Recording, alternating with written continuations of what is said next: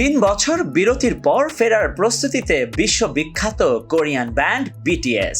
বাধ্যতামূলক সামরিক প্রশিক্ষণের কারণে 2022 সালের পর থেকে কার্যক্রম বন্ধ ছিল 7 সদস্যের এই ব্যান্ডটির। এরই মধ্যে RM, জিন, জেহোব, জিমিন, ভি ও জাংকুক প্রশিক্ষণ শেষ করেছেন।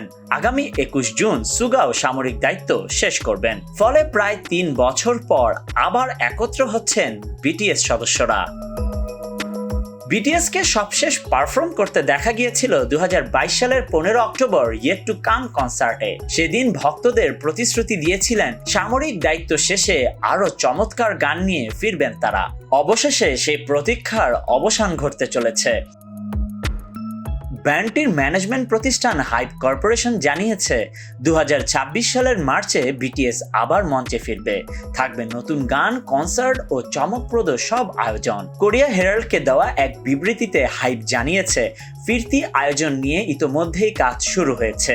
ব্যান্ড সদস্যদের সৃজনশীল প্রস্তুতির জন্য পর্যাপ্ত সময়ও রাখা হয়েছে। এই সময়েই ফেরার কথা ছিল আরেক Korean band tomorrow x টুগেদারের।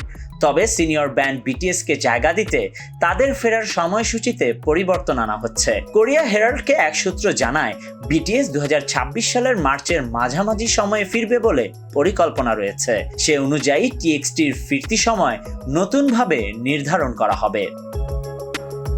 Hype কর্পোরেশনের সিইও লিজে স্যাং জানান বিটিএস এর প্রত্যাবর্তনকে ঘিরে শীর্ষস্থানীয় প্রযোজকদের নিয়ে কাজ চলছে। তবে সামরিক জীবন শেষে শিল্পীদের সৃজনশীল কাজে সম্পূর্ণভাবে ফিরতে কিছুটা সময় লাগবে। ফলে ভক্তদের আরেকটু অপেক্ষা। তবে আশার আলো স্পষ্ট, আসছে নতুন করে ঝলমলে BTS. Desk report, news now 24।